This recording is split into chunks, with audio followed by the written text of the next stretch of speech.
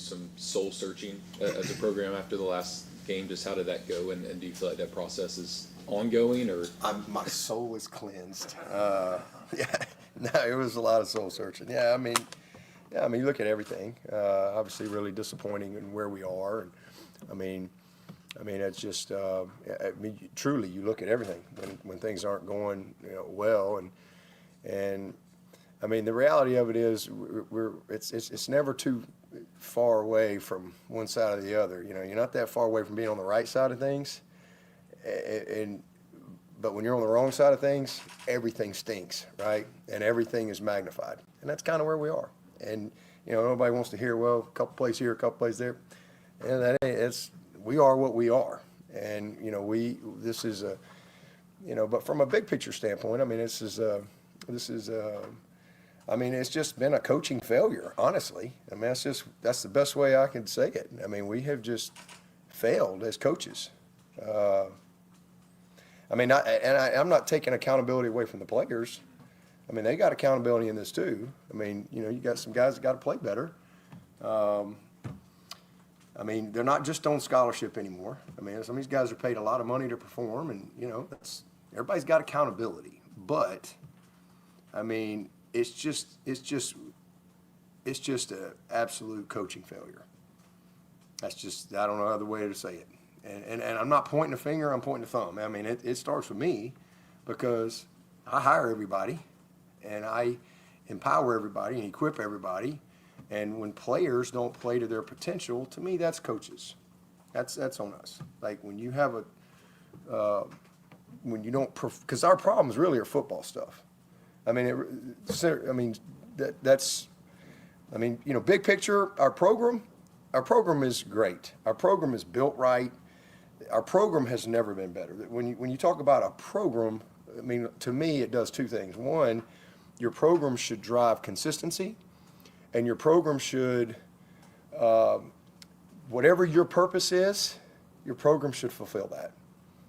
Everybody has their, like, this is what we're about. And so as you holistically build a program, then does it get the job done? Well, the number one thing is consistency. Well, obviously, we've had 14 great years here in a row.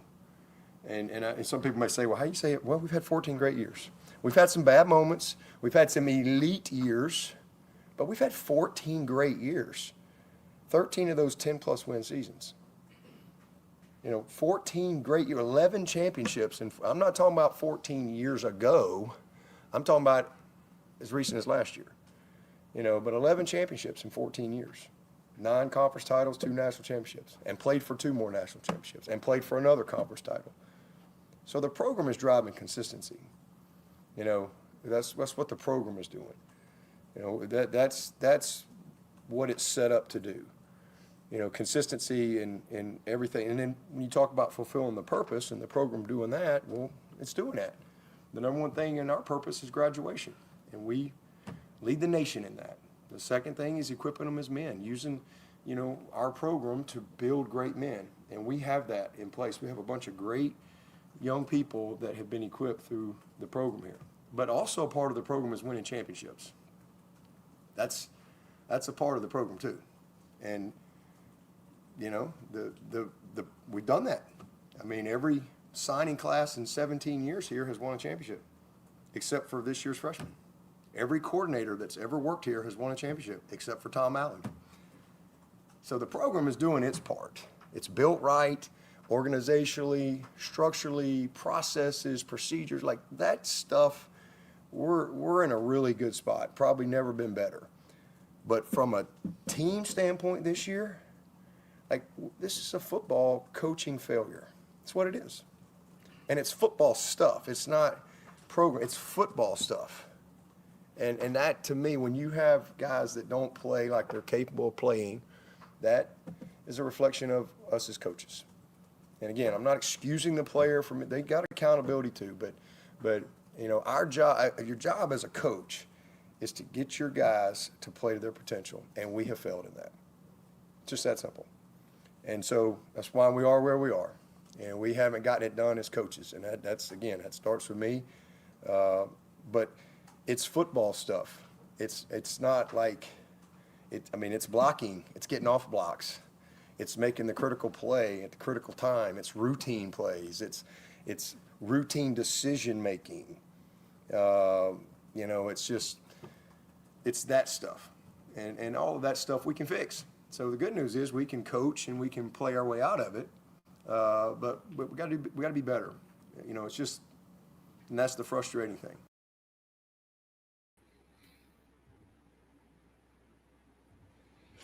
All right, welcome to Believing Clemson Football. Sorry for the slow editing there.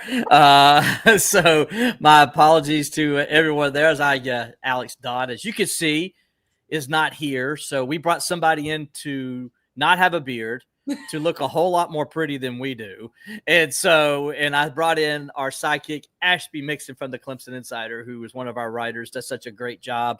You guys need to check her out if you haven't. She's really good at what she does. Ashby, give out your Twitter account, or your X account, excuse me, so people can follow you on X. I like it. Hey, Will, thank you so much for having me on. My Twitter account has recently had a boom of about 10 followers, but it's at Ashby Mixon, and I love getting to work for the Clemson Insider and put my stuff up on there. Well, let's get that up, but let's get 100 for Ashby tonight, guys. Okay, y'all go on over to X and give Ashby a follow. But Ashby is with us, so welcome to Believe in Clemson Football, presented by FanDuel. We appreciate you guys joining. I'm Will Vandervort. Obviously, that's Ashby Mixon. As we come in from what Dabo Swinney, I know that was a long intro, but I wanted to get everything he said in, guys, because I thought Dabo said some good things in that 5-minute intro, and I know I've already got a couple comments in, and please throw some more in, guys. I want you to fill up my inbox tonight, okay? So we can, as much as you want, whatever you want to say, as long as it's within reason. No cursing or anything like that. I'm not going to put that up. But, but I already got a couple in there already. And, some agree with what Dabo's saying. Some are not. But Ashby, I thought he took full blame right off the bat and said it's on the coaches. And he says, I point the thumb at me too, because they're 1-3 and nobody's happy. And it sounds like neither is anybody in that football building. Yeah, absolutely. And I thought it was really interesting that he addressed that and came out and said it's on us as coaches in his opening statement. Before any questions were asked, questions about blame or talking about specific players or coaches, he went out and said, you know what, I'm pointing the thumb. And I think that was kind of the tone that he took for the whole press conference for the most part was, at the end of the day, it falls back on us. We have to be better. So I thought that was really interesting that he kind of approached it with that before anybody said anything. Yeah, so you can see we're going to talk a lot about Dabo Swinney's press conference today. We're also going to, believe it or not, talk a little bit about a guy named Bill Belichick and this game against North Carolina. That's obviously important as well. And, of course, we'll have our Pick 6 segment in at the end. Ashby's going to join us for that and give her 6 picks. And Alex will be back next week. By the way, he is out with his wife, Rachel, for her birthday. So, Rachel, happy birthday. We hope you have a good one. So I told Alex he was worried about having to work tonight. I said, dude, take your wife out for your birthday. I'm not that important. The Believe Clemson podcast is not that important. Take your wife out for your birthday.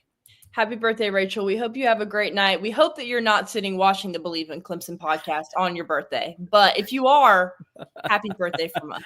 Absolutely. Alex, you better not have her watching it. You better not. But Ashby, Alex did tell me to tell you that he appreciates you filling in for him tonight. Of course. So, listen, we got a big show. But as always, before we get started on anything, we got to talk about our sponsors. And as you can see, there's already one scrolling across the bottom. Excuse me, that is not one of ours. Here we go. See, Alex is used to doing this stuff, not me, Ashby. This is part of what happens when I'm doing it myself. But anyway, we're sponsored by the Clemson Insider, the most complete coverage of Clemson athletics and recruiting. Go on over to the ClemsonInsider.com today. Go see what it's like. It's free. You're going to find my stories. You're going to find Ashby's stories on there. Jason Priester does recruiting better than anybody in the business. So go on over and check us out at the ClemsonInsider.com. You can find us on Facebook at Clemson Insider, as well as on X at the Clemson Insider. And also you can find us on Instagram or obviously YouTube. You're finding us here now doing the show. All kinds of different ways to find us and follow us and get the latest information on Clemson athletics. So that's the Clemson Insider, the most complete coverage of Clemson athletics and recruiting. And now let's see if I don't mess this one up, Ashby. I hope not, because this is one of our main sponsors too, and I want to make sure I get it right. But anyway, Ashby, you asked me about it. You said, when is this place opening, right? I did. Yeah, so it's the all-new Smoke on the Water, which will be located at 64 Beacon Drive. That's on Restaurant Row off of Pelham Road in Greenville, South Carolina. Smoke on the Water will open its new location, Ashby, by early November. So that means like somewhere in the first week of November. They haven't got an exact date yet. They will let me know when it's available, but I can tell you this much. The all-new Smoke on the Water will feature the same famous smoked meats it had before when it was in downtown Greenville. They'll have the pulled pork, the brisket, the beer butt chicken, and the prime rib. But a few new things also will appear, I'm having bad trouble tonight, appear on the menu as well. Also, its signature 5 barbecue sauces will be there to complement, not smother, any of its smoked meats. So like before, the all-new Smoke on the Water will have Greenville's best happy hour. It will still feature live acoustic acts as well, which if you remember in the past, Ashby, that's what they always had, good music downtown, and it was always really nice when you're waiting on a long wait or something to sit and listen to some music. So they're going to have that as well for you. Smoke on the Water is owned by Mike Schuler. He was a staple in downtown Greenville for 18 years there before being forced on by the previous location by its new landlords. So right now, the all-new Smoke on the Water is available for catering. So Ashby, if you want to maybe cater the tailgate party you're having this weekend for the game or something, you could do that. They do have their food truck. So for more information on those things, call 864-232-9091. Again, the all-new Smoke on the Water at 64 Beacon Drive, just off Restaurant Row on Pelham Road. Again, that's 864-232-9091 for more information. So, Ashby, does that make you hungry? Will, oh my goodness. I was thinking that while you were saying it, talking about 5 different barbecue sauces. and Ashby's from Alabama, guys, so she knows her barbecue and she loves food. Actually started a story on barbecue, which I loved. So if you like barbecue, reach out to Ashby. She can tell you the different barbecues. But man, I tell you what, every time I read that ad, I get hungry because I don't eat till after I get done doing this podcast, and I'm starving. Maybe you need to cater the all new Smoke on the Water to your house just afterwards. Just have it ready to go. You know. Yeah. There you go, Mike Sturge. You hear that, right? So maybe I like this, Ashby. I like it. So hey, Ashby, you just got one new follower. Tiger Stripes Media says he's followed you, so very good. Thank you. For you guys out there listening on whether it's on Facebook, on X, or on YouTube here, Ashby, you can follow Ashby at Ashby Mixon on X. And we're trying to get her followers up. So, y'all go do that. She writes for us. She does a great job writing. You want to read her stuff. She's one of the more talented young writers in her business. She hates when I brag on her, but I'm telling the truth. You will really love her stuff. She knows her stuff too. She knows football as well as anybody you're going to find.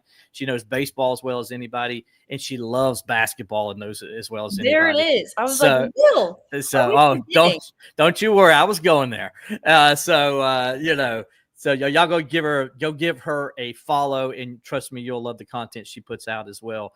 And follow us at Clemson Insider if you haven't. But I'm sure if you're here, you probably already are. So I appreciate you guys nonetheless. Ashby, let's get back to it though. Dabo Swinney, his press conference today. Give me your first thoughts from the presser and what you kind of got out of it. Yeah, I definitely thought, kind of as I was talking about before, there was a lot of talk about, yes, we have to be better. I thought it was hilarious that he started the whole thing by saying, yes, my soul is cleansed after my soul searching. I thought that was really funny, but it sounds like there was a lot of soul searching that went down. We heard last week that there was a players only meeting with Coach Swinney where pretty much anything was on the table to say. We heard a little bit more about kind of the leadership from some of those guys. He pointed out people specifically that he thought had been leaders, which I think was interesting to hear. He said that Cade Klubnik, Antonio Williams, a few of these other guys had really stepped up. He kind of noted that Antonio and him, like, they didn't necessarily get along at first, which I thought was interesting, but talked about his growth. Definitely everybody can agree that it was a good thing to see Antonio healthy last weekend. And yeah, I think you saw him looking to move forward, looking ahead to UNC to get a win. He said, we need this win more than Bill Belichick even. So that was definitely interesting to watch them kind of turn the page, look forward, and try to get on the right foot with a win over North Carolina. I wonder if Bill Belichick feels the same way. I wonder if he says, we need this win more than Dabo Swinney needs this win. Well, that was the thing I was thinking too. I was like, it kind of seems like they need a win also, but let them have it. Well, no, let Clemson have it, right? Exactly. We don't want North Carolina having it. Let Dabo have it. Yeah, let's. When you learn, Ashby, when you're on these podcasts and stuff, when you say something, you got to make sure. It's not like in writing where we can backspace and go back and fix it or put in parentheses. Let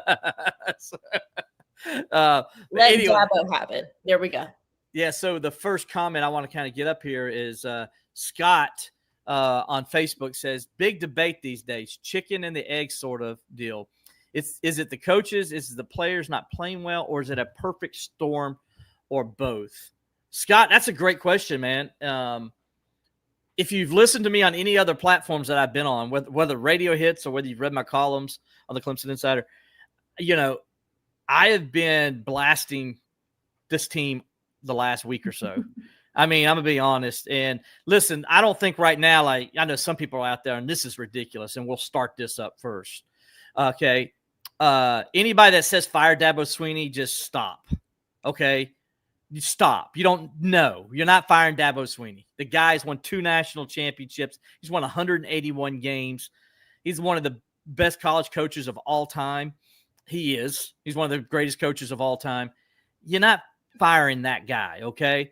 And so that's the first thing. Like, let's don't go there. Okay. Now, if you want to start talking about position coaches and things like that, yeah, we'll listen and we'll debate and be happy to talk about it. And that's where I kind of am at, right? And I put out there, look, you're not doing anything to Dabo Swinney. He's deserved the right to figure this out and get it fixed. And he will. There's no doubt in my mind Dabo will get this fixed. The thing that I got him on blast with this team, and that's what we're talking about right now, is this team, not the future, but this team. And Dabo said it today, well, it's on the coaches. And I don't disagree, because when you have a team that's this talented, there has to be something there's somewhere where the spark is not hitting. And so you got to go all the way back, and it starts with coaching. And so as Dabo says, he says, we failed them. We failed as coaches because basically he didn't have them prepared for success in the games. That is coaching. Now, are the players to be held accountable? You heard Dabo Swinney there. Of course they are. They got some accountability too. But as Dabo says, all these things are correctable. Well, how do you correct them? Well, you start with coaching. You go and make sure that you're getting the basic stuff done. Like, when the quarterback, when they call a read play, the right tackle understands he's not supposed to take the read guy. That's the quarterbacks. Just simple stuff like that happens that, and I don't know if that's on the quarterback and I don't know if there's miscommunication. Somewhere it's happened. So that's the first thing with that. And so, yes, the players are held accountable, but I'm with Dabo 100%. The coaches are the problem at the start of the problem, and that's where you go to try to fix things. Will, to a degree, I do agree with you for a large percent of it. However, come at me, girl. Give it back. Here's where I am going to push back on you just a little bit. Okay, go ahead. All right. I want to talk about a Matt Luke. I want to talk about some of these position coaches that have had so much success in their career. Matt Luke, you talk about how he turned around that unit, the offensive line unit, in his first year at Clemson, right? I said this the other day, and I got a lot of hate for it, but I don't think he just forgot how to coach. I really don't. And I don't think anything that they're doing is necessarily very different with guys that are the same for the most part. And so to a degree, yes, I totally think a lot of it's on the coaches. I think that some of the play calling stuff is there. Absolutely. But to a degree, Dabo mentioned, there's been a couple third down drops that would have gone for a first down plus a bunch of yards. Mm-hmm. You can't make a guy catch the ball in that situation. Maybe that's coaching, maybe that's hitting the jugs machine, but you can't tell me they haven't already been doing that and they haven't done that. So, yes, coaches can put guys in better situations to play better. However, I do think a lot of it is on the players actually making plays. And you heard some guys say that today too. Our coaches put us in good positions. We just got to go make the play. Yeah, that's true. I don't have any problem with that argument. However, when you're seeing basic things on the offensive line not get done, well, I can't just say, yeah, the player did it, but why? What was missed in practice that caused him to make that mistake? Or in that moment, did you not get enough reps in for what he's supposed to look for in that moment? Right? So I see both sides of the argument. I lean more to what Coach Swinney's saying, though, that, if we're going to get this thing better, we got to fix it, and so if that means we go back to the basics and we simplify things, that's what we do. And I think that's what you're going to see this week from Clemson. I think you're going to see a very basic way they do things and how they attack North Carolina. And I'll be honest, Ashby, it's not a bad week to do that. I mean, because I don't know how good this North Carolina team is, to be honest with you. They haven't shown me anything that they are good defensively or offensively. And so by playing the basics and just doing your job, if you will, might turn out to be the best thing for them. And then let's get a little momentum going, just a little confidence going. And Garrett Riley feels good about his quarterback. He feels good about his wide receivers and his offensive line. Maybe throws in a little wrinkle or two. But let's get something going positively first, right? And I think that's what Dabo's kind of stressing to his coaches. Like, if we check the boxes on the little things, then we'll probably play better. Yes. Just on that. Absolutely. And at the beginning of the season, a big thing that was talked about was making the layups, right? And I think you've missed a lot of layups if you're Clemson this season. A lot of easy passes, easy reads, like you're talking about with the offensive line, some miscommunication. I think if you feel better about those things, then it allows for bigger plays, turnovers, all this kind of stuff in a game. But you got to feel good about your layups and your easy passes and your easy plays. And I agree with you, Will. I think this is a really good week to try to kind of work some of those out against the North Carolina defense that I don't think is very good. I think you got an opportunity here to really, take advantage of this team, right? And use that as a positive. Now, we'll see if the Tigers do that. That's been my problem, is that they're like, everybody asks me, what do you think they're going to do? And I'm like, well, they haven't shown me anything. Right. So I don't think they're going to do anything. I mean, we were talking about that today when we were doing the videos for the website. I don't know what to expect for this team. When they go out there, can they be what they were a year ago? Absolutely. I think they can be, because you just don't lose talent. It's there. They're talented.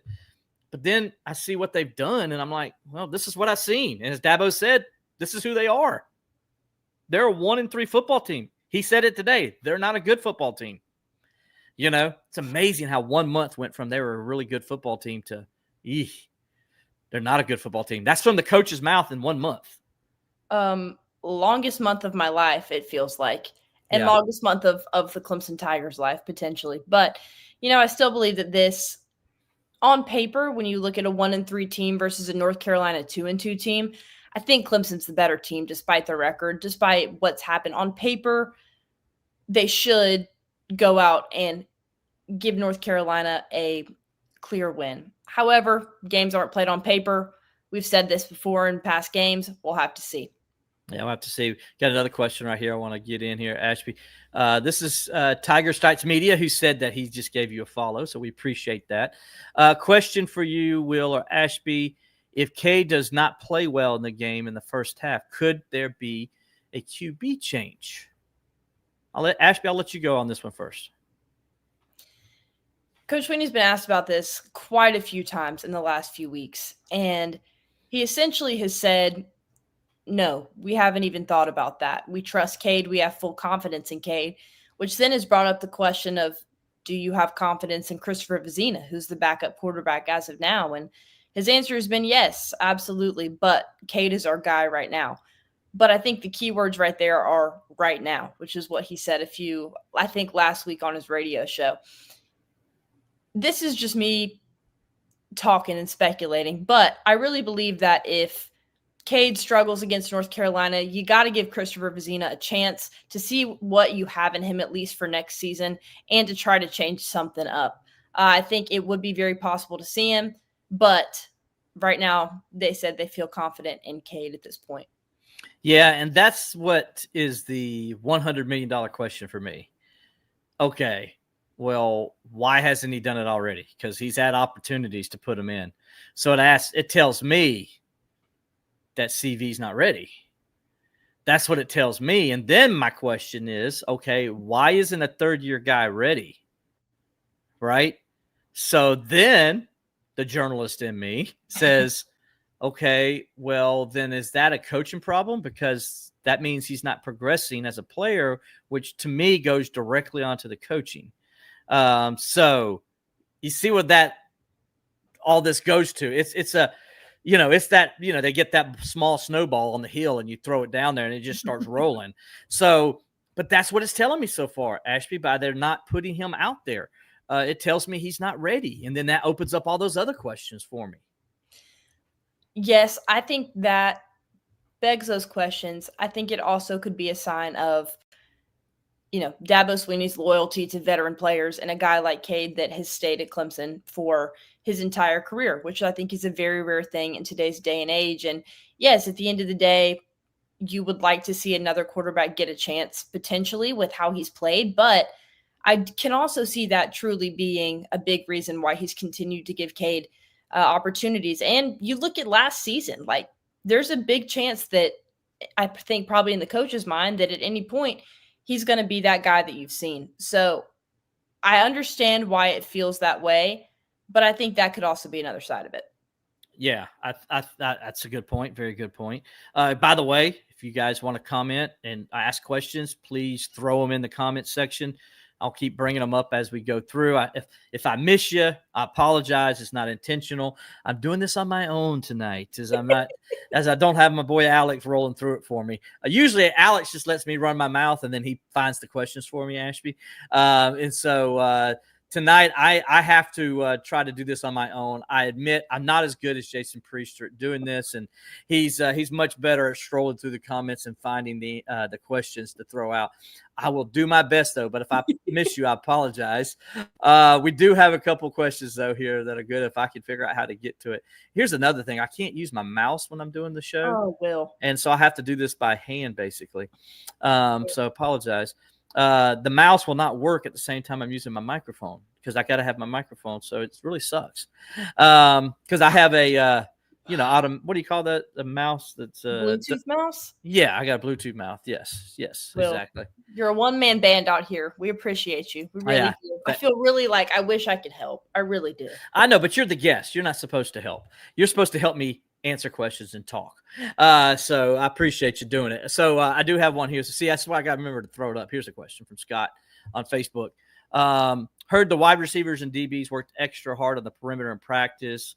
We showed both poor blocks by the receivers and poor tackling. Seems like practice hasn't helped either group get things right in the games. Man, you're telling the truth there, buddy. It's going to be – listen, nobody has been more critical on the softness of the wide receivers. Today we had a player that was being interviewed, and he said, well, you're having such a good season. And I looked over like on a defensive back was being interviewed, and I'm like, are they? Are they having a good season, Ashby? Are they having a good season at defensive back, cornerback especially? That particular player, I would say yes. But I understand why sort of, but I'll go back to that in a second. Go ahead. Yes. Go ahead. No, I agree with you. I think that definitely has been an issue. I think it's kind of a little bit hard to evaluate with some of those guys sometimes, because you have stats that you're filling up in a lot of places, lots of pass breakups, couple forced fumbles, but at the same time, it's like, all right, it's these little things like that don't necessarily make a stack that end up hurting your team. Yeah. So here's my thought on it. I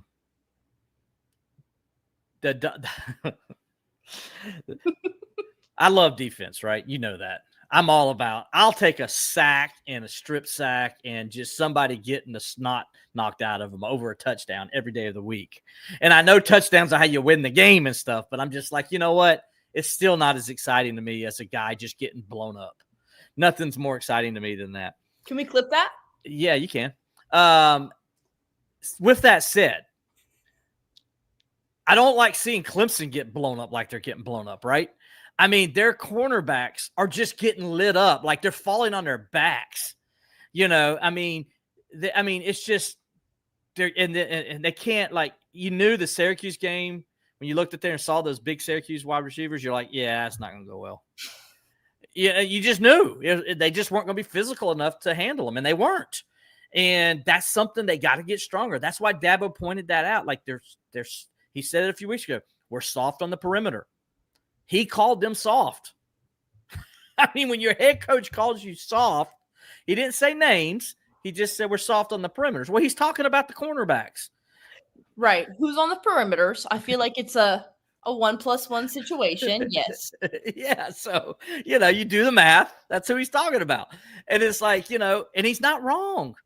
When I watch him, and as Scott just pointed out, you see him just not doing what they're supposed to.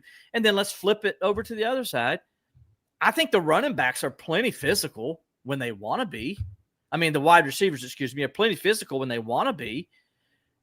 They just not always doing it. They take plays off. And I think I'm more concerned about the physicality on the defensive side, Ashby. I'm not concerned about that on the offensive side. I'm just concerned about the lack of effort on the offensive side. So there's two different problems. Does that make sense? So you're saying on the defensive side, it's a physical issue. On the offensive side, it's more of like an effort mental issue. Right. Which you can fix on the offensive side. So talking about the defensive side, how do you get your guys stronger and more physical, like in the course of a season? You can't. Unless you take players out. Like, so a guy who should be stronger and physical is, I think you put a Jaden Lucas in over Ashton Hampton. I think that's one way you fix one side, because I do think Jay Luke has that ability. Then it comes to whether he should be more physical. Now, I know sometimes he hasn't looked it, but he should be more physical than Ashton Hampton. He's been in the program a year longer. He is bigger. He is stronger. He shouldn't have any problems. So that's one change I would make there. And who knows, maybe we'll see that this week. I don't know. I don't think you take Terrell out because he's too valuable and everything else he does. So you don't take him out, but you got to figure a way to counter what teams doing. And what teams are doing, if you watch, they're putting the big physical receivers where Avion Terrell is supposed to play. So how do you fix that, Ashby?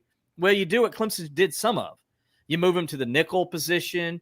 You have him guarding. You have him move around where he's not on one side of the field playing either the field or the boundary. You mix him up a little bit. That way teams just can't say, oh, there's number 8.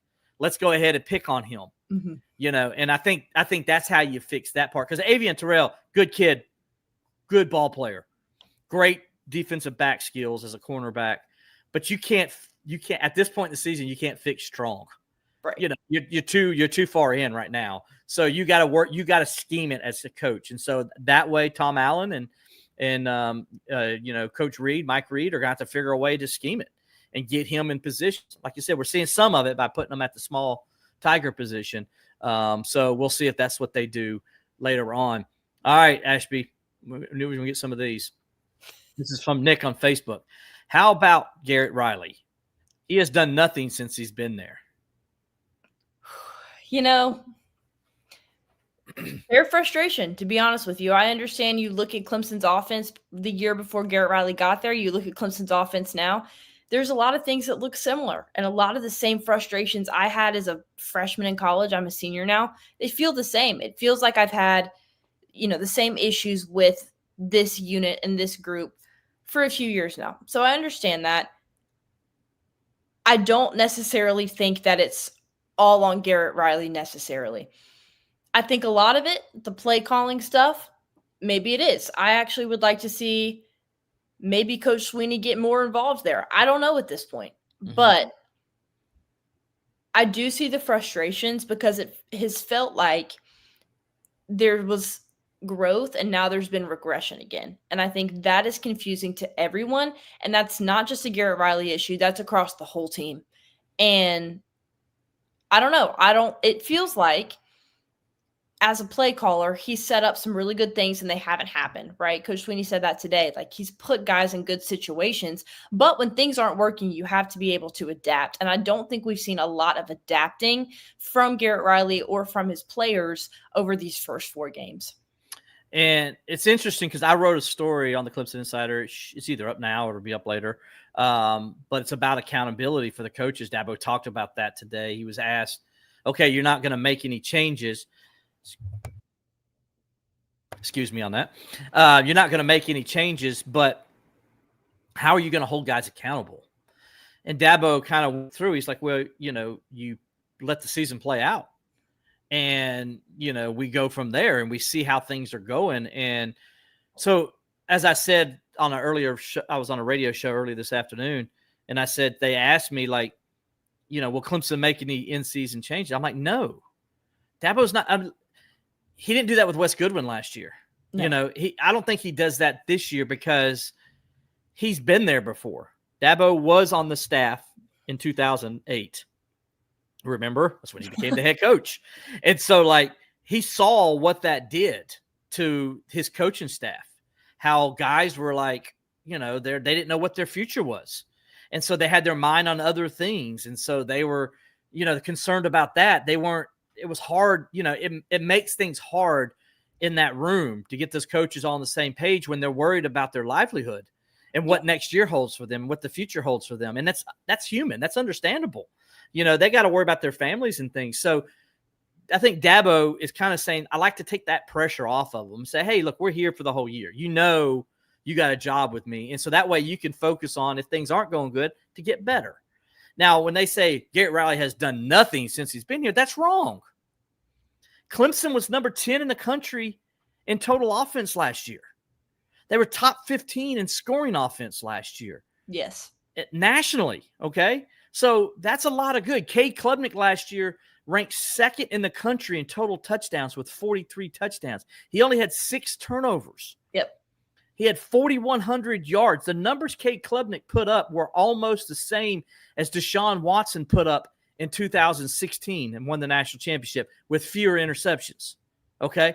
So Garrett Riley has done some good things. To say he's done nothing is wrong. What Garrett Riley's had to do is, because his offense is shooting itself in the foot, his quarterback has the yips, he's having to scale it back.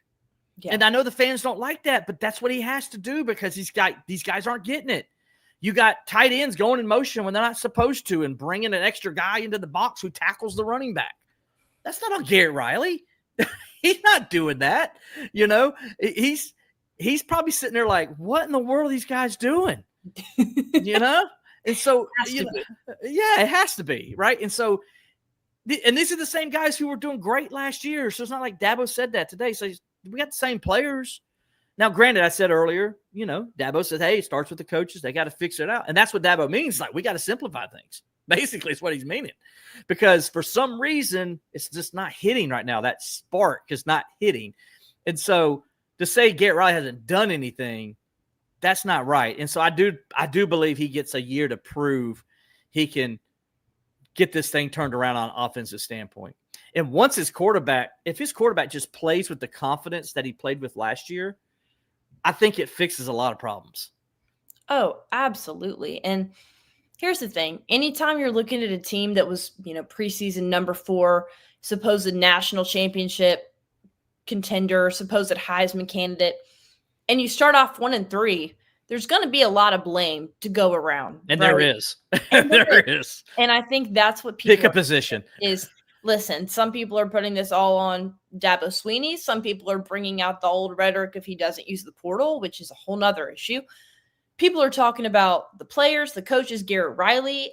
And I think the best answer is that it's everywhere, because somewhere there's a disconnect between a team that was top 10 in the country in offense, a quarterback that was number 2 in the country, to now be what we're seeing. Is some of that on Garrett Riley? Probably. Is some of that on other people? For sure. And I think when you look at an offense, it's really easy to just put it on the offensive coordinator like you did with, Streeter a few years ago, whatever. That's not the only issue, and I don't think it ever will be, but it is definitely one. Absolutely, it was. And I appreciate you guys talking about ice cream and cheesecake on here, but we're hungry, and we really kind of like scale that back a little bit. Let's see. Let's see if I got to make sure I read everything. Okay, it's fine. Greg Murray on Facebook says, I was so jacked up about the defensive coordinator hire. Thought we would be tackling machines. That's what we thought, right? And so I listened, Greg, you're hitting it, man. I was jacked up too, dude. I was ready to roll. Let's go. I thought the defense with Tom Allen, you heard every day in practice, we're going to be the best tackling team in America. And they were doing all these Madden drills that they still do, I think, doing these Madden drills and, all these different kind of tackling drills that they were doing. They call it the Madden drills. That's why I was saying that. And, it's all good and all, but in the games, we ain't seen it, Ashby. I've seen Wade Woodaz on his back more than I've seen him knocking the other guy on his back. What are your thoughts? Watching the LSU game, I really thought to myself, okay, I can see it. I can see that this could be the best tackling team in America. I feel good about that. Except for that first play of the game. Except for the 24-yard rushing play to start the game. Sure. On a missed tackle. Okay, outside of that, they ended up getting a stop drive, right? They did, yeah.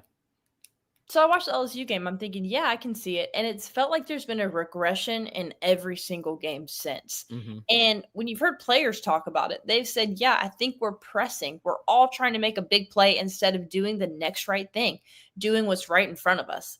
And I think you've seen that cost this team a lot of the fundamentals that are necessary to tackle, to get stops, to not give up, 3rd and 10s in situations like that.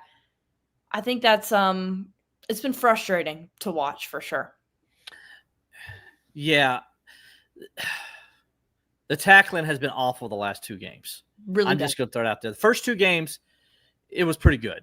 It wasn't great, but it was pretty good.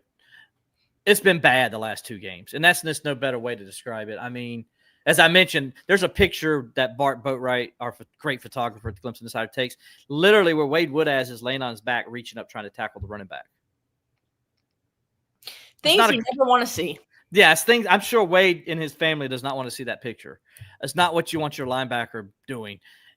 And that's a perfect example, though, of how bad it's been the last couple of weeks in trying to tackle these guys. And it started the Georgia Tech game where several times they had Haynes King wrapped up, had him for a stop, and he wasn't going to get a first down. He wouldn't even get a yard. And then somehow he is Haynes King, and he did what he does, breaks a tackle, scoots out for about 4 or 5 yards, and on with the next play. And they run him 70 times in the game. That's how it started. Then last week against Syracuse, it just – what bugged me about that game was how they just didn't seem like they cared. Mm-hmm.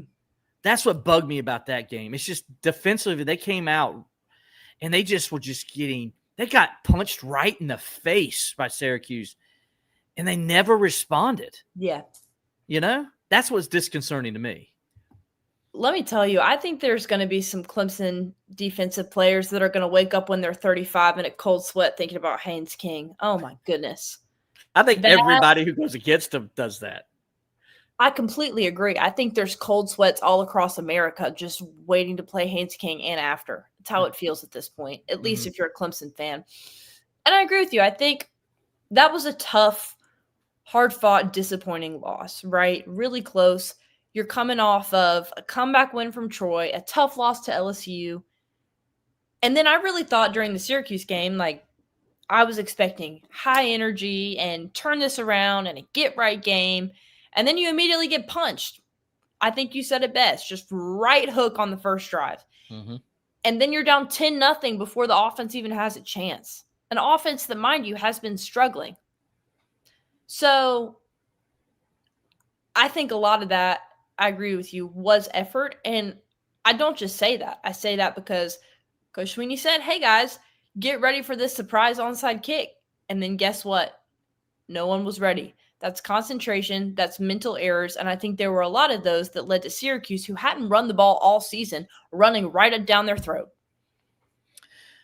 Yeah, it was very, as I said earlier, disconcerting just to see the defense just get manhandled like that.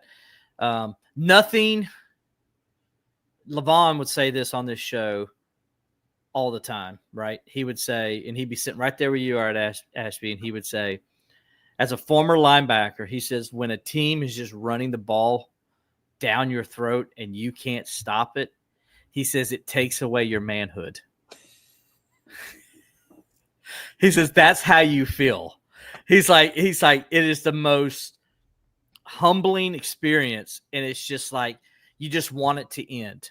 That's all you want. You want to see 0-0s on the clock and get in the locker room and just say and just be done with it and say, okay, it was a bad day at the office. He says it takes away your manhood, and that's what it does. And you saw that in that first half. Syracuse, it wasn't they were throwing the ball everywhere. No, they were just running it down Clemson's throat, which I didn't see coming. I don't think anybody did. And I think that's why it happened. Yeah, because Clemson, even Georgia Tech, Clemson held them 124 yards below their season average running the football.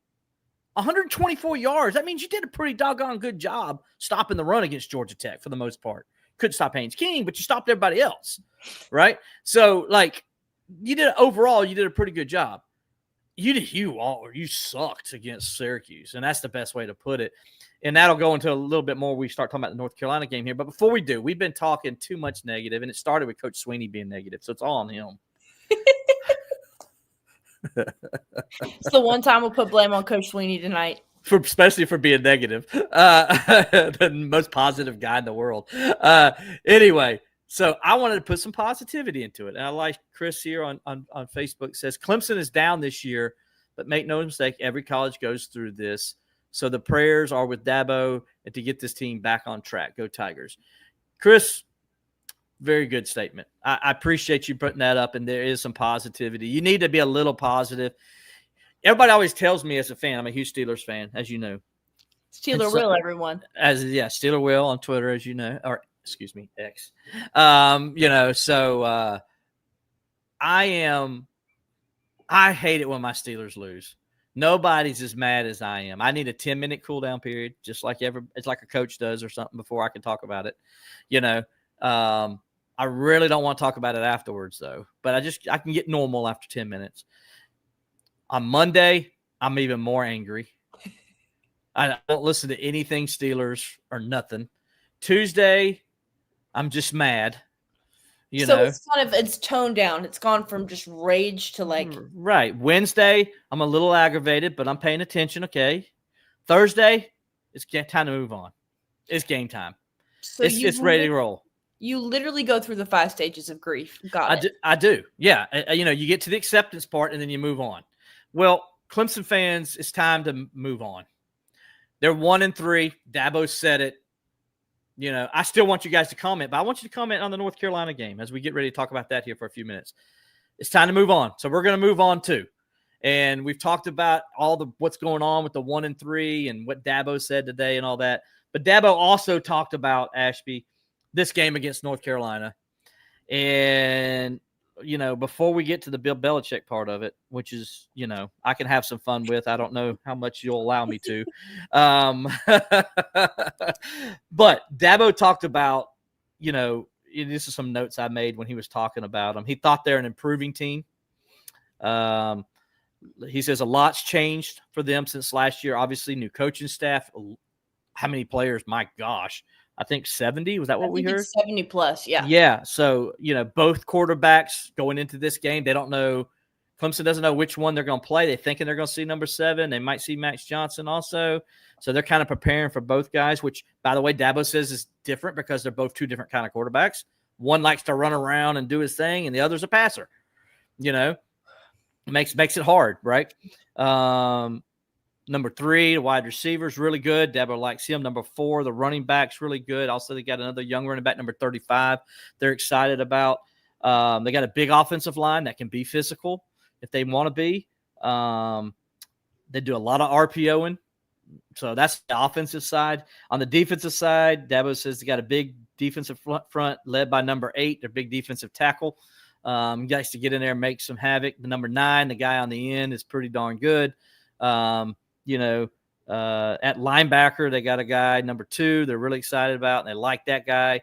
And then they got he mentioned one guy in the secondary, which has been their weakness, but he mentioned they do have one guy. So as I say all that, also on defense, they're going to play a lot of 4 down, and they're also going to jump into an Okie. Now, if you know what that means, they're going to jump into an odd defense, and they're going to try to basically make it look like the running back is coming. They're going to let the running back go, and then they're going to shrug and grab and then hang on and allow the game tackling. That's kind of how that works. So with all that said, Ashby, North Carolina, Clemson, the X's and O's here, what are you expecting? Will, I think you're going to see a lot more trying to run the ball. I really do. I think it's going to be another week of that. You're looking at 2 quarterbacks that have a combined 600 passing yards. Both of them are in the low 60s in completion percentage. I think what he said about this is an improving team and a team that is trying to find an identity and mesh is very true. There's a lot of talent on this team, a lot of transfers. I think a lot of guys that wanted to come play at North Carolina for Bill Belichick. Can you blame them? That's a crazy combo of things right there. But on the defensive side of the ball, they only have 4 sacks all season. I don't see – this should be a get-right opportunity for the offensive line in a lot of ways, because I think this is a unit that, unlike Clemson's offensive line, is still learning to work together, is a little bit young, and I think it should give Cade Klubnik a little bit of time. So I would hope to see that. But, if Clemson's secondary plays how it should, I think that they're going to struggle to have big plays on Clemson's defense. Yeah, and as you said, if. Lots of ifs, because we haven't seen it. So it's like, I don't know what to expect from this Clemson team, and we'll start on the defensive side of the ball. I mean, North Carolina's not good on offense. They've scored 23 total points in the 2 Power 4 opponents they've played. And those I had some peanut butter before we started. Yes, it was good. 2 Power 4 opponents, they scored a total of 23 points. And those Power 4 opponents were TCU, good ranked team, was ranked up until they got upset this week at Arizona State. And then, but they got beat 44-14 or 45-14, excuse me. And then they got beat by Central Florida, who's not a great team. They're an average team right now in the Power 4 and the Big 12. They beat North Carolina 34-9. So, they're not a very good team. No. Now, the question is, they're not a good team because I just don't think they got the players they need to be good. Clemson's not a good team, and Clemson isn't a good team right now. They're 1-3. You're not a good team when you're 1-3. You're just what you are. You're a bad team right now. And Clemson is 1-3 for a different reason. And that's the reason that concerns me the most. It concerns me way more than North Carolina, because I think North Carolina players are going to get effort. They're going to say, that's Clemson over there. That's Dabo Swinney over there. We can go beat Clemson, who is still Clemson. And by the way, we probably can beat them because they're not that good this year. And you're a home underdog. Lots of reason to have juice if you're North Carolina for this game. Exactly. Also your ACC opener. Yeah, it's your ACC opener. And so you can get off to a good start in a conference where all that other stuff doesn't matter. So, that's what they're thinking going into this game. So Clemson, yes, is more talented. Clemson has the better players. Clemson has been more talented than everybody but LSU they played. Yes, absolutely. And look how that's gone. It's not really even close, to be honest with you, on paper. Exactly. So with all that said, do I think Clemson should go up there and dominate on defense? Absolutely. I do. Will they? I don't know. To take a positive spin on it, okay, right? Let's do that because we've been negative a lot. We're going to take a positive spin. I got inspired by the comment a few minutes ago, and I really appreciated that. I did. If there's a week to do it for the rest of the season, to get momentum, I think it's this week.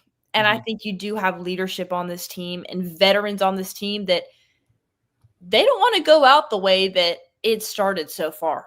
You know, you're telling me that some of these guys that are supposed to be first rounders in the NFL draft or, you know, are fifth year seniors that have been there forever, they don't want that to be their legacy. I don't think that effort is going to be an issue against North Carolina. I would be really shocked if after 2 weeks, you're your most healthy that you've been all season.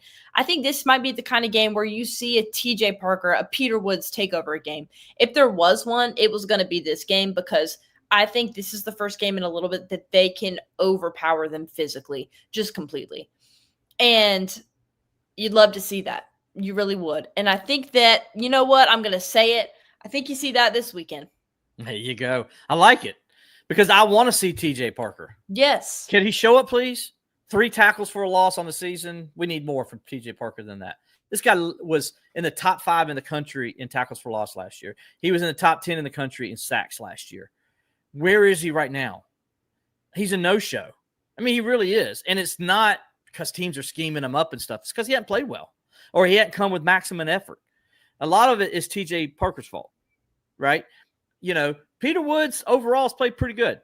For sure. You know, you look at his 22 tackles. You know, he's got a bunch of tackles for loss. He's done pretty good.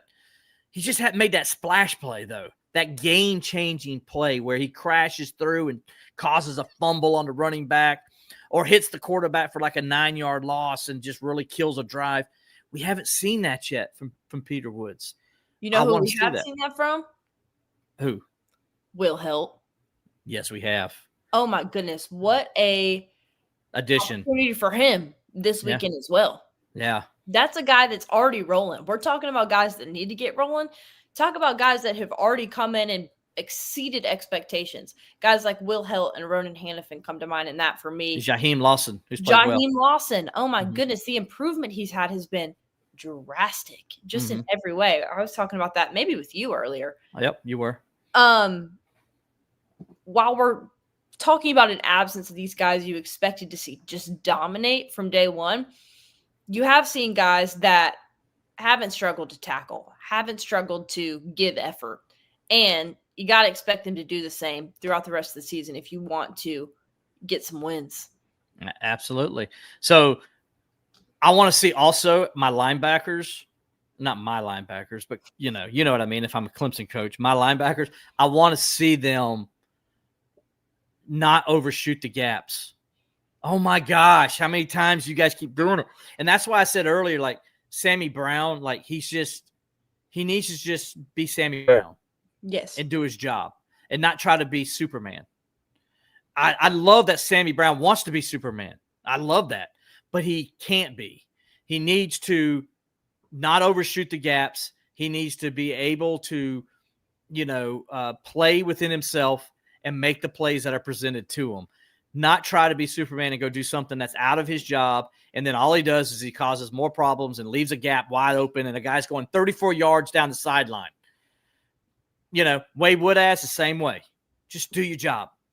And I think the main problem with the defense, Ashby, is that they're just not doing their job. They're all trying to be Superman instead of just doing their job. And if they just do their job, I think everything else takes care of itself. I think overall, Coach Allen's defense is pretty simple in nature. It is. And I think they're maybe not used to that. And so they're always thinking, it's when you watch it on TV, like going back and watching these games, it looks like this a lot of the time of the defense. It's like, just get to where you need to be. Do the next right thing. Don't be thinking far ahead. Trust your other guys to do what they need to do and just go do what's right in front of you. Be in the right gap. Wrap up. Make the tackle. Don't be chasing somebody. Get ahead of them. Basic stuff like that. Feels like on the defensive side of the ball, if little things were fixed, totally different ball game. I certainly don't think you're down 10-0 to Syracuse. Yeah, I agree 100%. And they can't do that this week. They can't give North Carolina any momentum and have North Carolina believing they can win this game. They got to take that away early.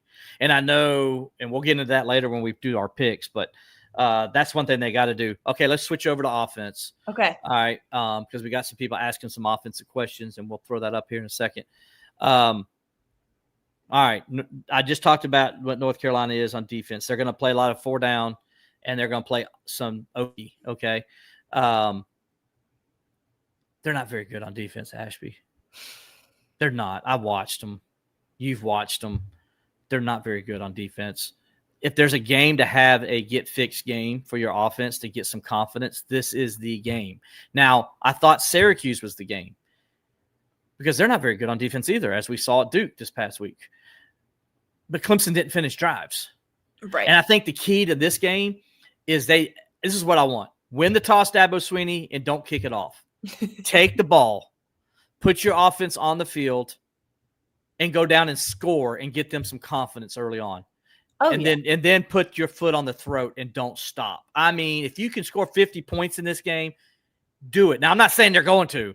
I'm saying, but if you can, don't stop because your offense needs that confidence. It needs it.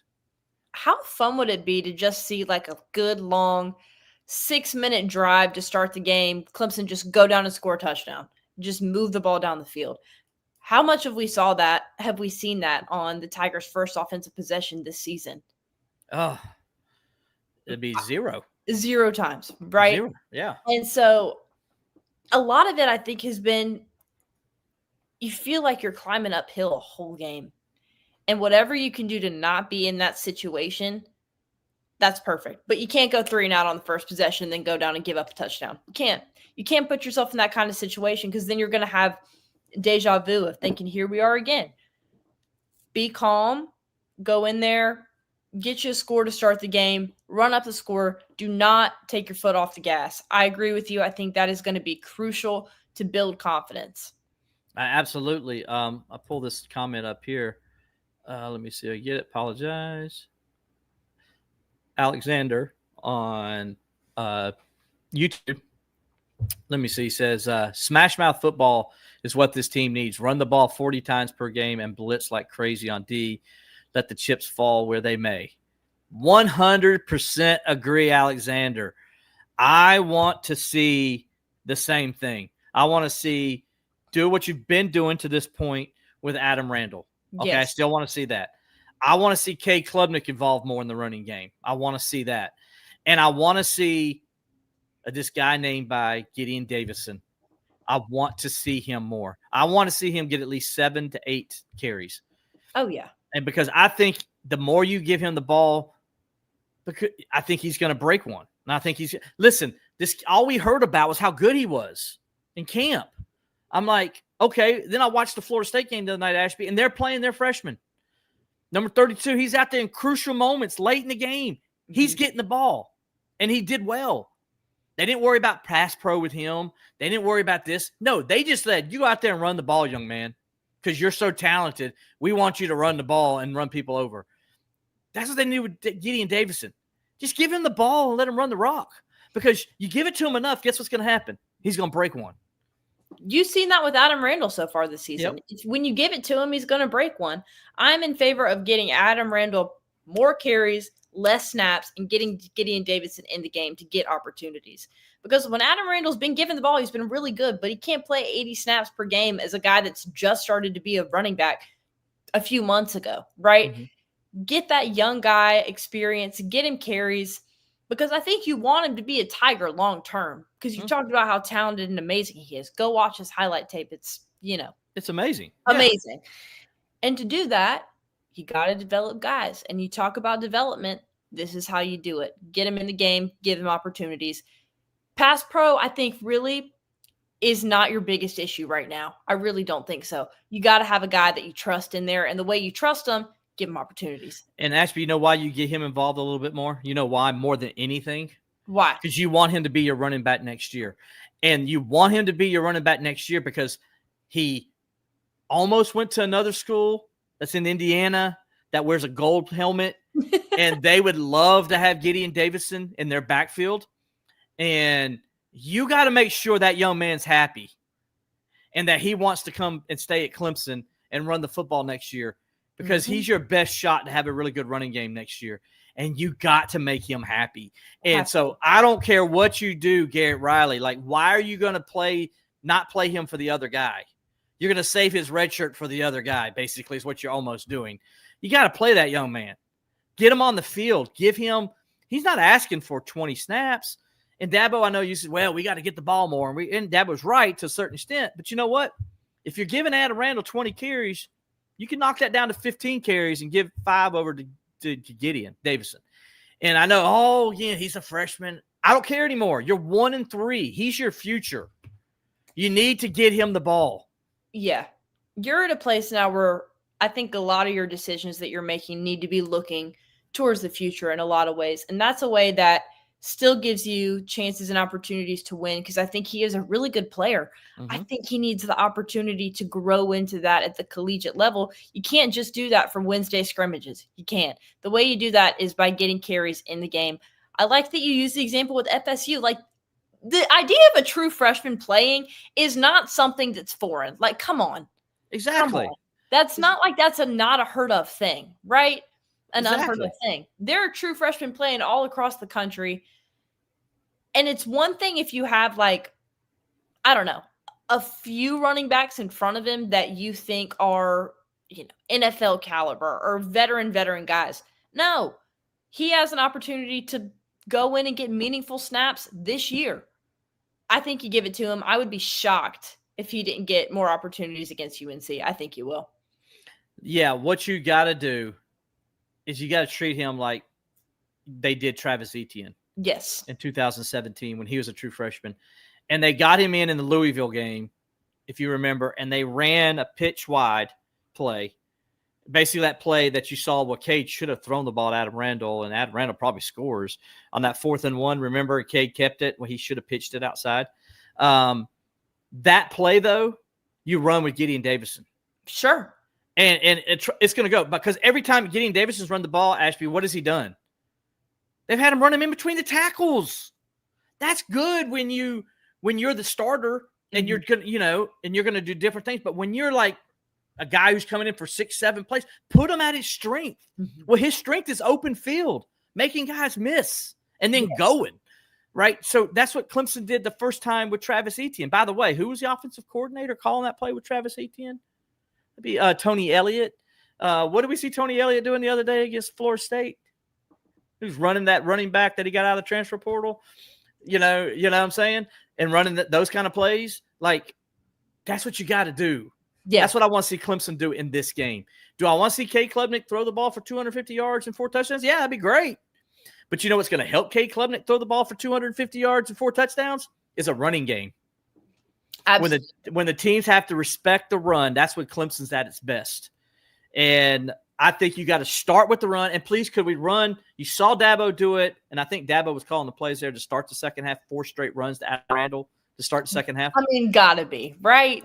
And the only reason they didn't go to a 5th is because Adam had to tap out for a second to get his breath. And then when he came back, they wouldn't run the ball anymore. It's like, what are we doing? It's like, you get in the red zone. It's like, oh, let's pass it. Garrett, that is on you, okay? Give the rock to number 8 and then get number 9 in the game a little bit more. That's all we're asking. 8.3 yards a carry. Absolutely. Give him the rock. Why on 4th and 1, Ashby, are you passing the ball? You got Adam Randall, who they can't stop. He's averaging 8.9 yards per carry in that game, literally. And they can't stop him, and you don't run the ball? What? Am I overthinking? Offensive coordinators overthink things too much. I think that's what it is. I think you're trying to think 3 steps they're going to be ahead ready for the run. You need to be thinking 1 or 2 steps ahead. Like, right. Come on. Yeah, they're like, oh, it's 4th and 1. They're going to be ready for the run. You can't be afraid to do what's working. Even if you feel like, ooh, we should be doing this, you can't be afraid to just stick to what's going well. If you're thinking, ooh, we need to get the pass game going, we need to be playing tempo and all this stuff. If the run is what's working, even if you're down in the first quarter, you have to trust that is going to get you where you need to be more than anything else at that point.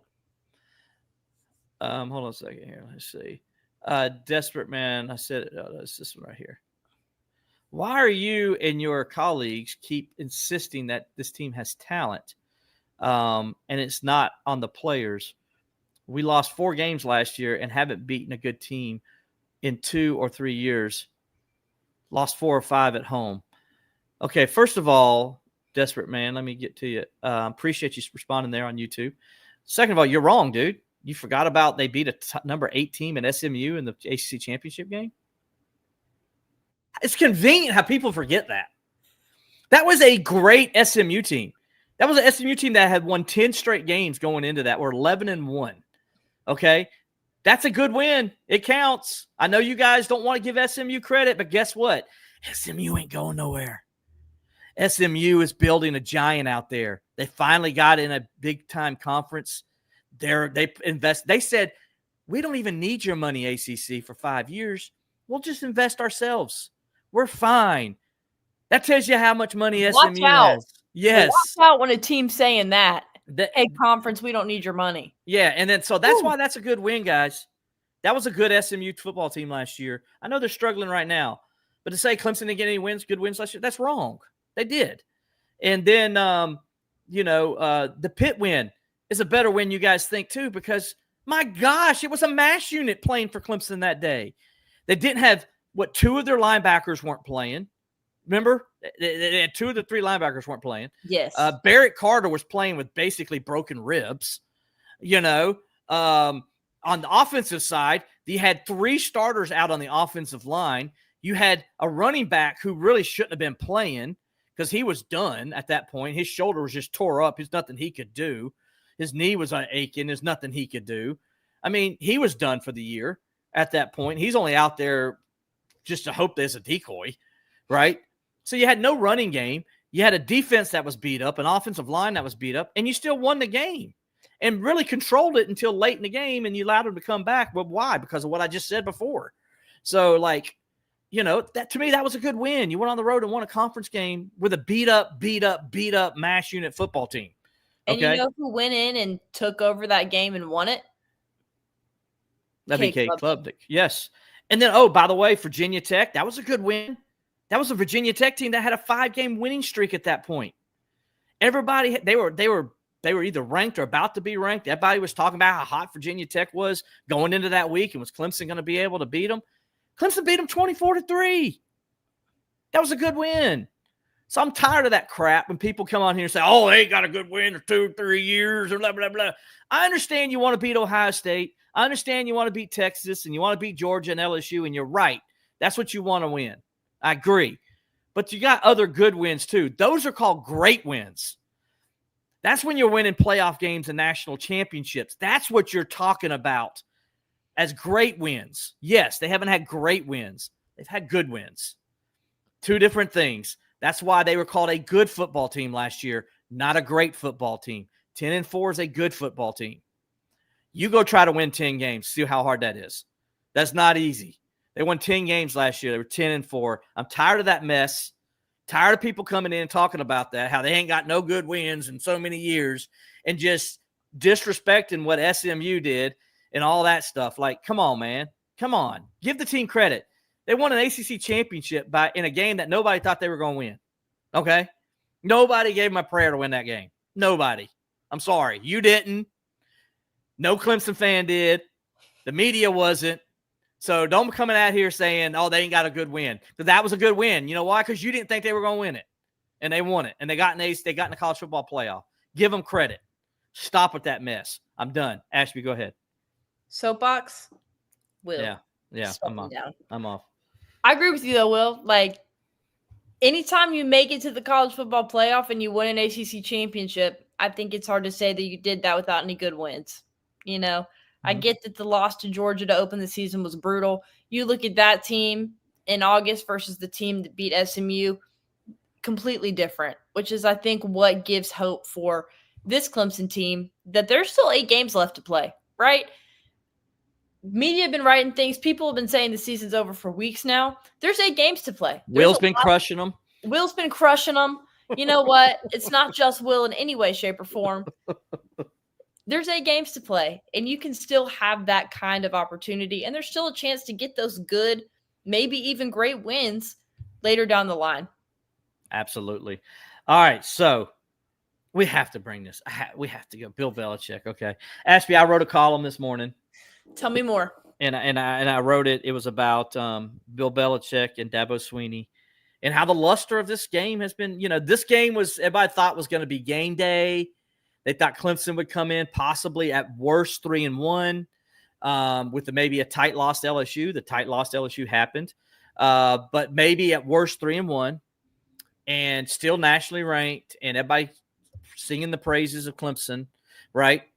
And then North Carolina would go 4-0 and they'd be undefeated, and Bill Belichick's there, and there's just baby blue everywhere, and it was going to be a primetime game, and they would have the special concert at 6:45 or whatever they were going to do in the nighttime. Who's doing the concert, Ashby? I can't remember, but can't you? I think it's literally like Lil Wayne is performing at 9 a.m. Yeah, it's something like that. And they were supposed to not be performing that early. They're supposed to be performing way later in the day. And so, like, all of a sudden, Clemson goes 1-3. They're not having to start it. They're like, Kate Klubnik's sucking. The defense stinks. You know, the offensive line they don't know who to block. And they're 1-3. And everybody's like, what happened to Clemson? And then, you know, we got the whole Belichick thing. And it's not only are they off to a hum start where they're 2-2, but their 2 wins came against Richmond, who's an FCS team.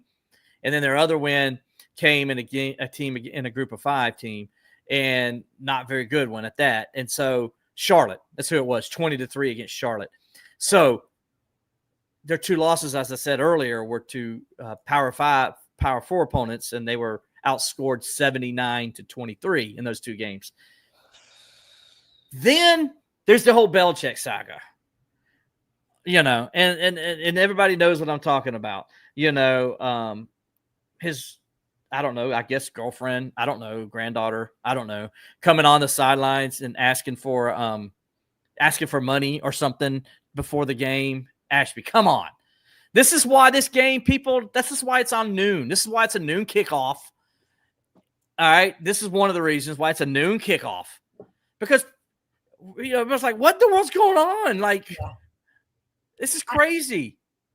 I think it's taken away, that whole thing has taken so much media attention that it's taken away from the legitimacy of, oh my gosh, Bill Belichick is coaching college football. Absolutely. Thank you. What in the world, you know? Like, Yeah. That's a big deal. And that's a big story in and of itself that I think has been kind of tainted by this idea of, you know, we're copywriting every word that has to deal with Tar Heel or Bill Belichick or Patriots or anything that there is. Like, all of the fact that that's happening, I think has completely overshadowed the fact that this is Dabo Swinney versus Bill Belichick. Yeah. What in the world? Yeah. And then we're not even talking about it hardly.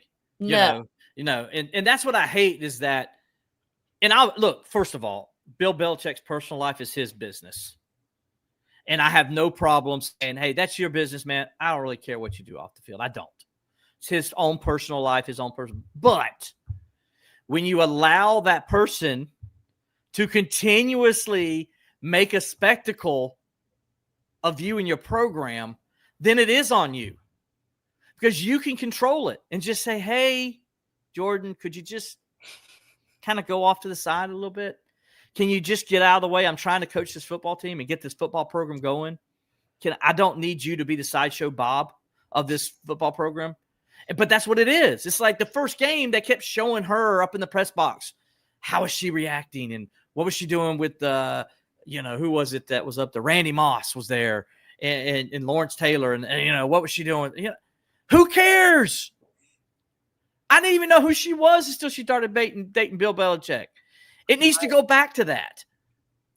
And that's the problem. And I hate that it's tarnished Bill Belichick. Listen, I hate the New England Patriots. Okay? I'm a Steelers fan. The Patriots cost us The Patriots cost us 3 more Super Bowl titles, okay?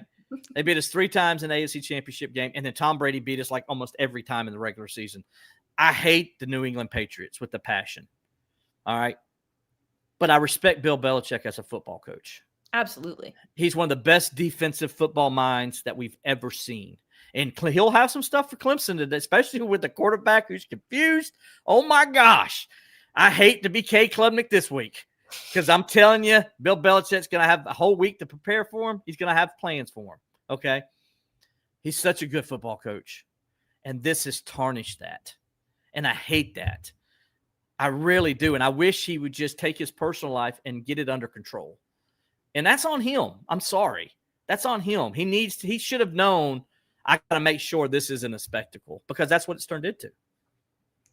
Because at the end of the day, you're coaching college kids that this is their whole life. You know, you already have an incredible legacy you've left behind and coaching for so many years. These kids are just trying to start theirs, you know? And similarly, like you saying that Patriot scouts can't come watch your kids play, like you've got to get all your personal beef, relationship, whatever's going on, and compartmentalize it. Because in order to be in charge of a successful ACC program, even though it's different than the pros, you still got to be all in there, you know? And I think this is felt to a degree like more of a media story than actually, no, I am passionate about coaching these college kids that I've brought in. And so, you know, this is what the greatest X's and O's guys that there's been, maybe ever. I'd love to see some of that energy brought into this UNC season and his tenure in North Carolina. But we hope it waits one more week. So Jordan Hudson become a distraction. You know, wear another pair of fabulous boots. Ashby said earlier today, she says, at least I liked her boots, though. Her boots were really nice. Cute, okay? Anyway. Time and place for them. Time and place, exactly. Hey, real fast, I want to give what is it? P Digits a shout out here. He says, Pats fan, guess the Steelers weren't the better team on those days. You were correct, buddy. So I have no problem giving that over to you. You were correct. Like I said, cost us 3 more Super Bowls. Bill Belichick was part of the reason they were a better team than Pittsburgh in those 3 games. And so it is what it is. I own it. I own it. But anyway, all right, Ashby, we're going to get over to our Pick 6 segment to close this down. Clemson will be a part of these Pick 6. We'll do that later. So I got the games. You don't know what I'm throwing at you. I know, I'm kind of nervous. This is Ashby's knowledge. By the way, for those guys who follow us each and every week, I went 4-2 last week in my picks. Alex also went 4-2. That brings my record to 17-13 on the season. Alex is now 15-15. So welcome to 500 land, Alex. Glad to see you here finally, buddy. I've been on a heater the last 3 weeks. I'm 13-5. Yeah, I'm 13-5 the last 3 weeks. So, you know, Alex sprung some early on in the season. He sprung some on me, and I was like, hold on, and I fell off the tree. And so I said, I got to come prepared from now on. I can't just be like, you know, looking bad. I got my reputation to uphold here, you know. And so you've been 13-5. That's 13-5 since then. That's some good work. Yeah, so he's not fooling me anymore. He's not, but I'm gonna fool you tonight. Let's see if I can this catch isn't you. fair. I can't prepare. And by the way, guys, we will let you know what Ashby did next week, so you'll know what her 6-0. And by the way, Alex's Pick 6 will be on Twitter. He'll put that up on Thursday. He said that way it'll be out there, so it'll be on record of what he actually did this week as well. But he's got these same six games that we're picking. So all Ashby, right. You cannot just beat me, but you can beat Alex too. Extra incentive. Just there kidding. You go. I wouldn't want to beat Alex. I would just want to beat you. Oh, come on. Why does everybody always take out the teacher? I always want to take out the teacher. I don't understand it. You know, we care about you guys, and we want you guys to go at your best, and all y'all ever want to do is take us out. Alex has never made fun of me. That's all I'm saying. Well, if you think I've made fun of you, you don't know what I've done to Alex.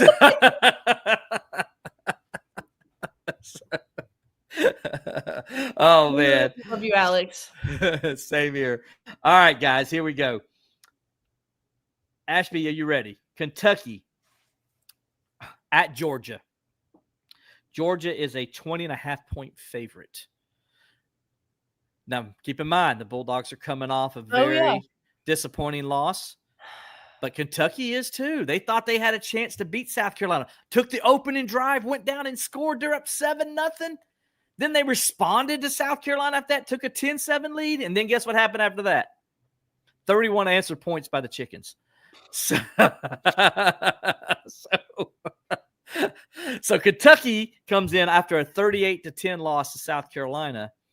And now they go to Georgia, who saw their 33-game win streak in, by the way, which means, what does that mean, Ashby?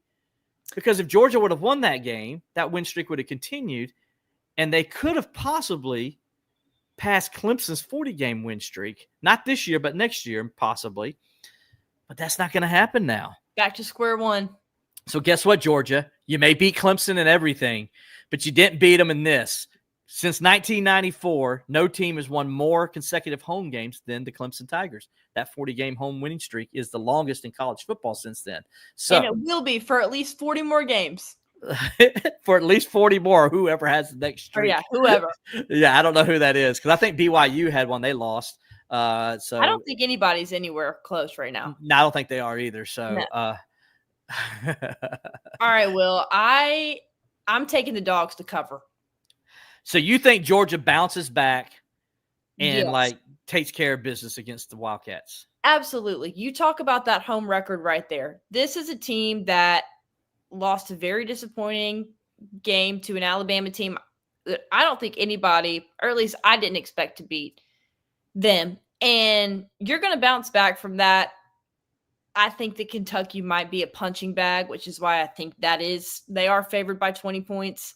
I'm taking Georgia to cover that. And obviously with that, the Dogs to win and start a new winning streak.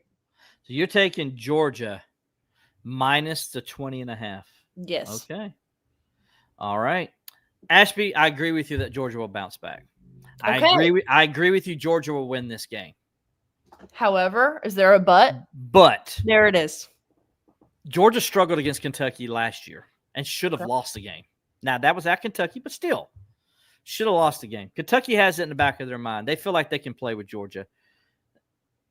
They're not as good as Georgia. They're not going to beat Georgia. But I think 20.5 is too big. I would have been more comfortable with this spread at 17 or something like that. 20.5 is too big for me. I could be wrong. I probably will be wrong. But I'm going to go with Kentucky to cover the 20.5. So I'm going to go Kentucky plus 20.5 here. So that's where I'm going with this pick. Gotcha. All right. So we'll move to that game next. Going in the ACC. This is a big game for Clemson in the sense of who they play the next week. You got Boston College is a 6.5-point underdog at Pitt. Ooh, man. That's a tricky one. I think I feel better about Pitt than I feel about Boston College at this point in time. So I think that Pitt's going to win, and you said it's 6.5. Mm-hmm. You know what? I think I'm taking Pitt to win by at least 6.5. I really am. You're Yeah. at home. I think they're the better team. I don't think Boston College is a great team this year. Yeah, I think it's probably going to be a tough place to play there. Taking Pitt. That number 6.5 is one of those numbers that Vegas likes to put out just to get you to think, because what you're saying is Boston College is going to keep it at 6 points. Yeah. And that's what's going to happen. And obviously there is no half. So that means Pitt, they're thinking that 7 is the number, right? That's the tricky number. Over under 7. I like a home team who's getting 6.5 at home against a team right now who lost a heartbreaker to Cal last week, a game that they were in position to win at the end, and they threw an interception down the end zone. Pitt blew a 17-point lead at home to Louisville. Pat Narduzzi, why are you going for 4th and short and you're up 7 in the fourth quarter at midfield? I don't know. You punt the ball away. Louisville hasn't run the football to save their life. I'm with you. I think Pitt, because of their defense, Boston College is not going to be able to run the football. They're going to be one-dimensional. Their quarterback, he's a statue for the most part. It's a pro-style offense. Pat Narduzzi's going to kill it. He's going to blitz it like crazy. He's going to press man on the outside. Yeah, I think Pitt covers that 7 points. That 6.5 there that's Vegas trying to trade tricks with you. I'm going with Pitt as well. So we're both going to pick Pitt minus the 6.5. All right. This is a good one.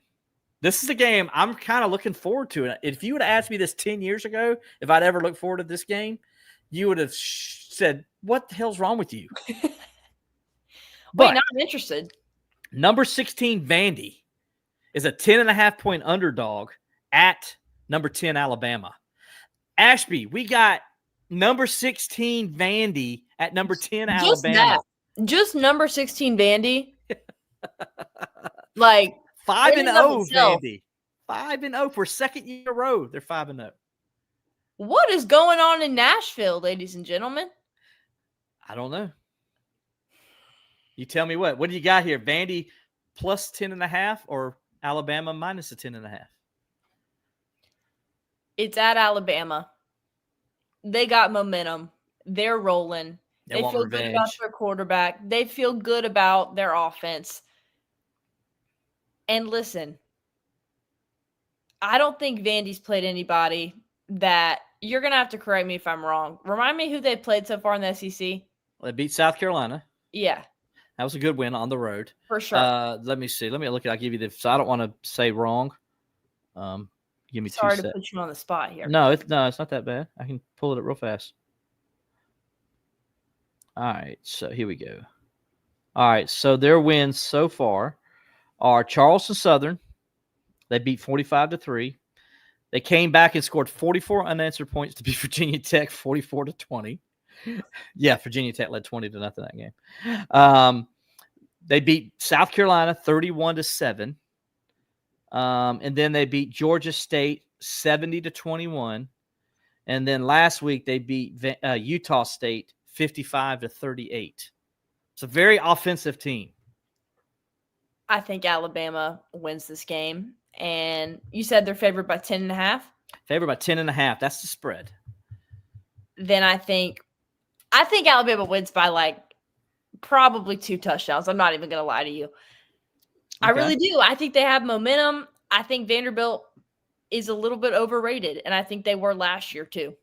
So you're going to take Alabama minus a 10.5. That's what you're telling me. Yes, and I feel bad for not going against any of these predictions, but that's where my head's at, Will. No, you're fine. I like it because I'm with you. I think Alabama's pissed off from what happened last year. Yeah, tearing the goalpost down, taking it down Nashville and throwing it in the water. I mean, they saw all that stuff. They were embarrassed. Everybody told them how they sucked.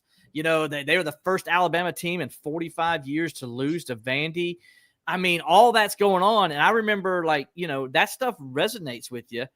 The first time Virginia beat Clemson in 1980, in 1990, it was a similar kind of reaction. But Virginia was ranked that time. Or the next year they came back to Clemson. They actually tied them.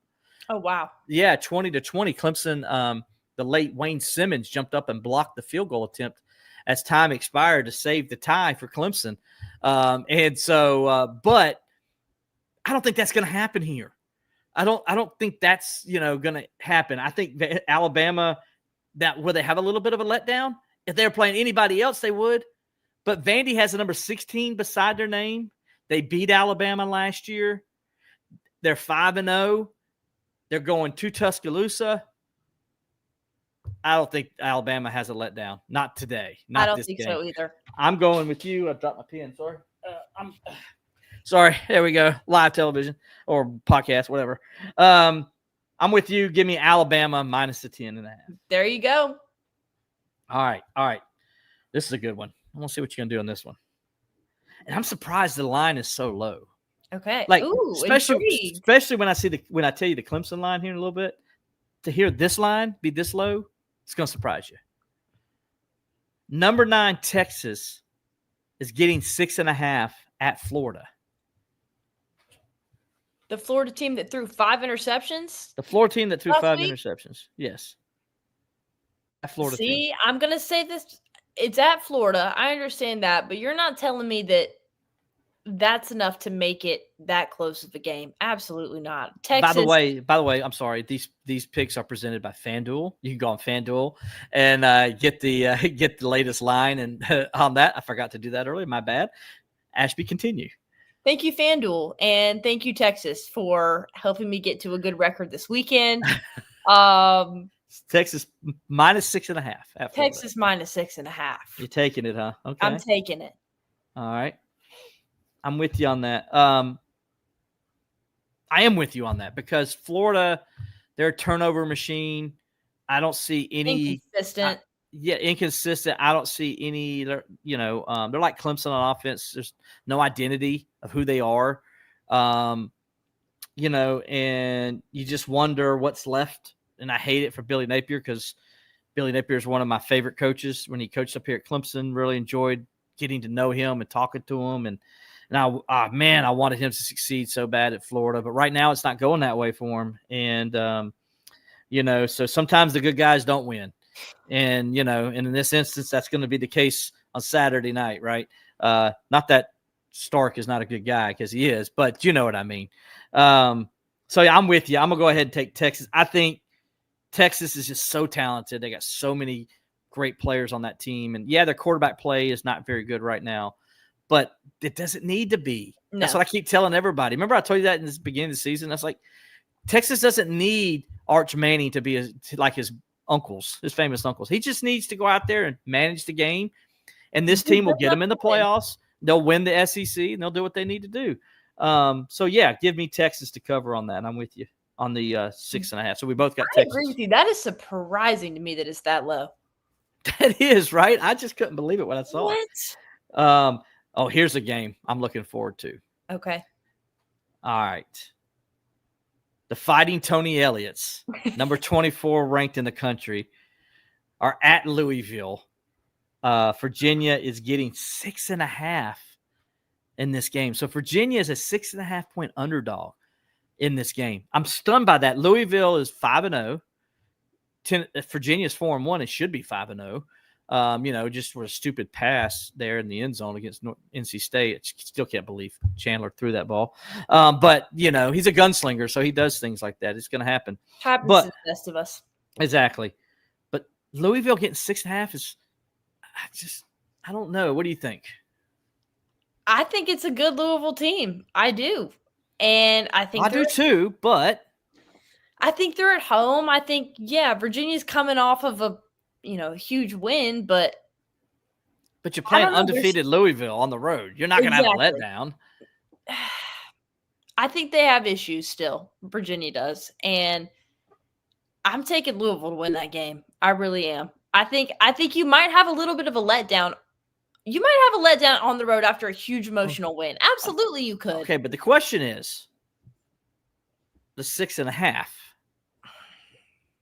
So I don't disagree that Louisville's going to win, but are they going to cover? No. Okay, so you think so. Okay, so you're going to say Louisville wins, but Virginia covers the spread. So you're going to go with Virginia in the 6.5. Yes. Okay. I am with you on that because Louisville gets off to such slow starts. Virginia gets off to fast starts, and Virginia's offense is really good. Now their defense needs to come to play. Their defense travel? Right? That's always the thing you hear. I don't think they will. They're not very good defensively. Right? That's their problem. But they got a good offense, so they're going to score on anybody. Louisville showed in that game against Pitt last week that they have some issues on defense as well. Yes. So I like Virginia playing with this confidence that they're playing with. Tony Elliott's calling plays like when he's back at Clemson. I mean, that's how good they are. And I'm with you. I think Louisville wins the game ultimately because I think Louisville's just got better players. But I don't think they have the better quarterback. No. And, but I still do think they have the better overall roster. I think eventually they come back and they win the game, but I think Virginia gives them a run for their money. By the way, Virginia is undefeated in conference play right now. That's huge. They're 2-0. Goodness gracious.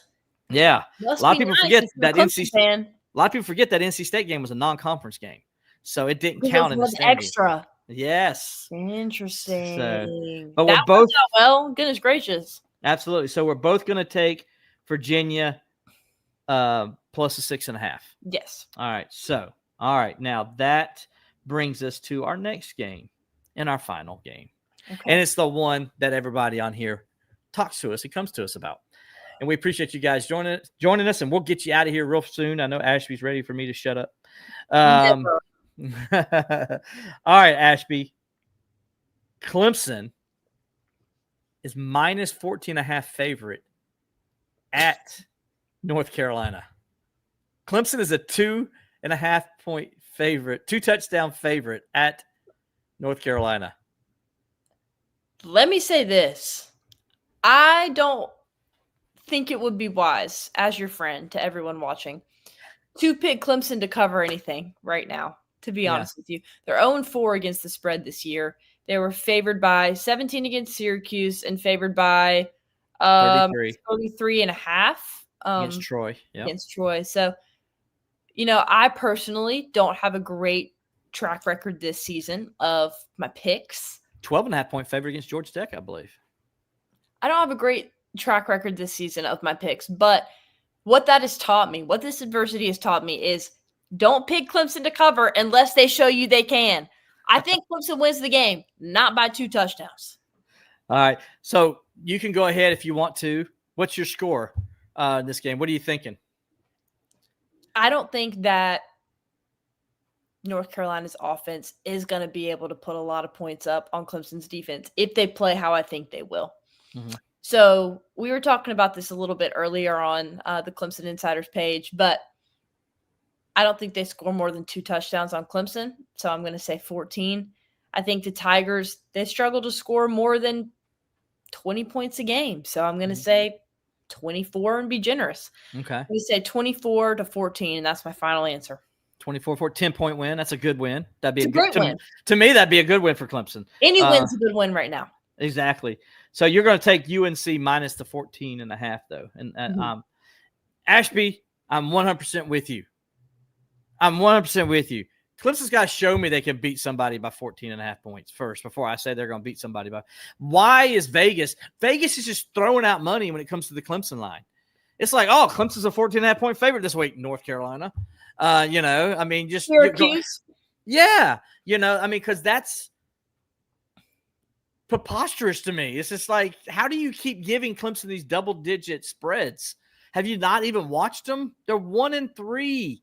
They've been favored in every game. And they're going to play a team on the road, and they haven't shown anything to show me they can beat somebody by 2 touchdowns. Yeah. Let me go see it first before that. I'm with you. I think the Tigers win this game. I'm with you on that. I think it's a low-scoring game, just like you're predicting. I got them, I believe it's 21-13 is kind of where I'm thinking. So, that's what we're going to go with. So with that said, I think it's a win for the Tigers, and that's a positive, and that's what you want. And I hope I'm wrong in the sense of I hope they go up there and score 50 points and win by more than 14.5 points. But I just got to see it to believe it. So I'm with you. I'm going to take North Carolina minus the 14.5 as well. And hopefully we're both wrong on that pick. We shall see. Time will tell. Time will tell. Goodness. We shall see. Hey, guys, I appreciate you guys. I see some people in here. Patrick Bumgardner on Facebook, 24-17 Clemson. Got some other predictions in there too. Some picking North Carolina to win by about the same score. So appreciate you guys getting in and commenting. We appreciate your comments tonight as always. Appreciate you joining us. Ashby, appreciate you stepping in for Alex and so he can take his wife out, Rachel, out for her birthday. Of course. Thank you so much for having me, Will. It's been so much fun. I'm honored. You've been a blast. It's been a blast doing this with you. You're a natural at this stuff. All right. For Ashby Mixon, I'm Will Vandervort. We'll talk to you next time on Believe in Clemson Football. And oh my goodness, Ashby, I forgot that I'm not with Alex tonight. So gotta love it when you can't get out on time.